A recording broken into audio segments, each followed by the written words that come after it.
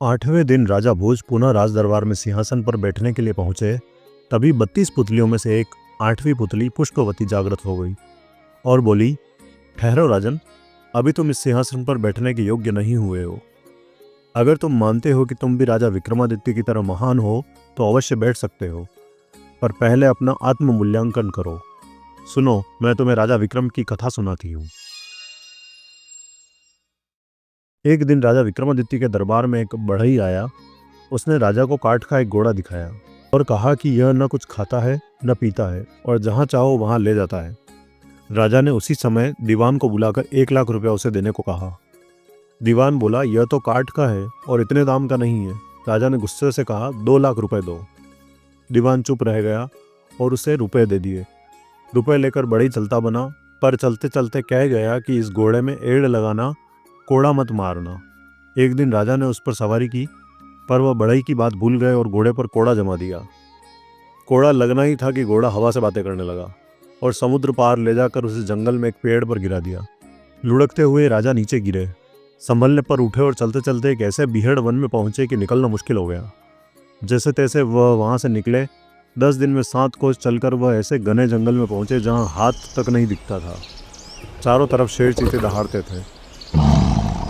राजा बहुत घबराए, रास्ता नहीं सूझ रहा था।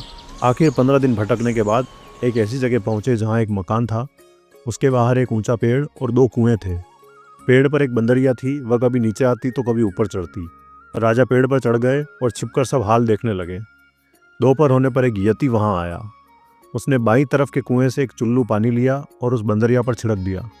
वह तुरंत एक बड़ी ही सुंदर स्त्री बन गई। यति पहर भर उसके साथ रहा, फिर दूसरे कुएं से पानी खींचकर उस पर डाला कि वह फिर बंदरिया बन गई।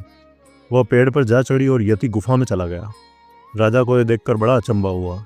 यति के जाने पर उसने भी ऐसा ही किया। पानी पड़ते ही बंदरिया सुंदर स्त्री बन गई। राजा ने जब प्रेम से उसकी ओर देखा तो वो बोली, हमारी तरफ ऐसे मत देखो, हम तपस्वी हैं, शाप दे देंगे तो तुम भस्म हो जाओगे। राजा बोला, मेरा नाम विक्रमादित्य है, मेरा कोई कुछ नहीं बिगाड़ सकता। राजा का नाम सुनते ही वह उनके चरणों में गिर पड़ी और बोली, हे महाराज, तुम अभी यहाँ से चले जाओ, नहीं तो यति आएगा और हम दोनों को शाप देकर भस्म कर देगा। राजा ने पूछा, तुम कौन हो और इस यति के साथ यहाँ कैसे आई?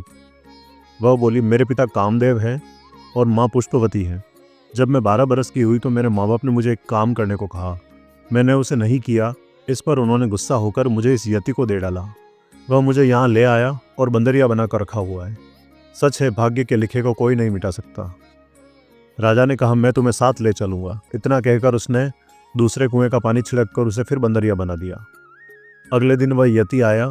जब उसने बंदरिया को स्त्री बना लिया तो वो बोली, मुझे कुछ प्रसाद दो।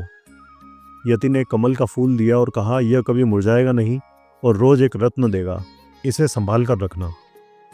यति के जाने पर राजा ने बंदरिया को स्त्री बना लिया। फिर अपने वीर बेतालों को बुलाया। वे आए और तख्त पर बिठाकर उन दोनों को ले चले। रास्ते में यति का दिया, रत्न उगलने वाला फूल, राजा ने एक सुंदर खेलते हुए बालक को दे दिया। वह बालक फूल को लेकर घर चला गया। राजा स्त्री को साथ लेकर अपने महल में आ गए। अगले दिन उस फूल में से एक रत्न निकला। इस तरह हर दिन निकलते निकलते बहुत से रत्न इकट्ठे हो गए। एक दिन उस बालक का पिता उन्हें बाजार में बेचने गया, पर वहाँ कोतवाल ने उसे पकड़ लिया और राजा के पास ले गया। लड़के के बाप ने राजा को सब हाल सविस्तार कह सुनाया और बताया कि उसे नहीं पता था यह फूल बालक के पास कहाँ से आया, लेकिन हर दिन इसमें से एक रत्न निकलता है। यह सुनकर राजा को सब याद आ गया। उन्होंने कोतवाल को आदेश दिया कि वह उस बेकसूर आदमी को 1 लाख रुपया दे। इतना कहकर पुतली पुष्पवती बोली, हे राजन, जो विक्रमादित्य जैसा दानी और न्यायी हो वही इस सिंहासन पर बैठ सकता है। राजा झुंझलाकर चुप रह गया और आज भी वह सिंहासन पर नहीं बैठ पाया।